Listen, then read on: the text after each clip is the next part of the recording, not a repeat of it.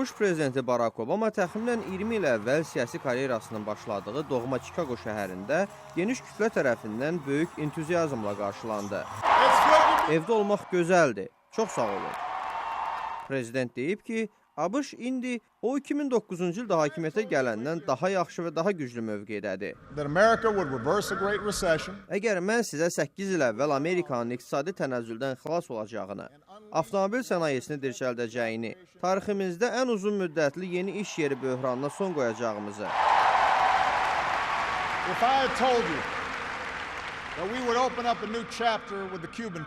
Kuba xalqı üçün yeni səhifə açılacağını, hətta bir güllə atmadan belə İranın nüvə silahı proqramının qarşısının alınacağını, 11 sentyabr faciəsinin təşkilatçısını məhv edəcəyimizi, həmcinslərin evliliyinə icazə veriləcəyini, əlavə 20 milyon vətəndaşımızın səhiyyə sığortası ilə təmin ediləcəyini söyləsəydim, məqsədlərimizi bir qədər yüksək tutduğumuzu düşünərdiniz.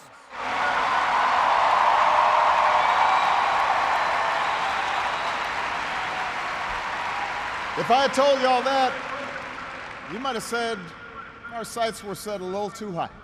Ölkədə hazırki siyasi bölünməni etiraf edən Obama, Amerikalıları bir-biri ilə ortaq məxrəcə gəlməyə çağıraraq deyib ki, demokratiya tam vahidlik tələb etməsə də, sadə həmrəlik hissi tələb edir.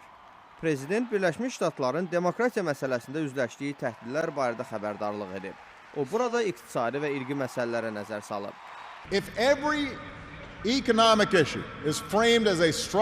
Əgər bütün iqtisadi problemlər çalışqan ağ-orta siniflə azlıqlar arasındakı mübarizə kimi çərçivələnsəydi, müxtəlif sahələrdə işləyən əməkçilər və varlılar öz anklavlarına çəkilərdi. Ancaq hakimiyyətə gəldiyi dövrlə müqayisədə indi Amerika haqqında daha nikbin olduğunu bildirən Obama, vətəndaşları demokratik proseslərdə iştiraka çağırıb. Sizdən xahiş edirəm ki, bizim qurucu sənədlərə inamımızdan möhkəm yapışın. O ideyalara ki, qullar və azlıqlar tərəfindən pıçıldanmışdı. O ruh ki, mühacirlər və ədalət üçün çarpışan ev sahibləri tərəfindən ifadə edilmişdi. O inanc ki, bayrağımızı xarici müharibə meydanlarından ayın sərtinədək hər yerdə sancıb. O məram ki, hər bir Amerikalının hələ yazılmayan hekayəsində var.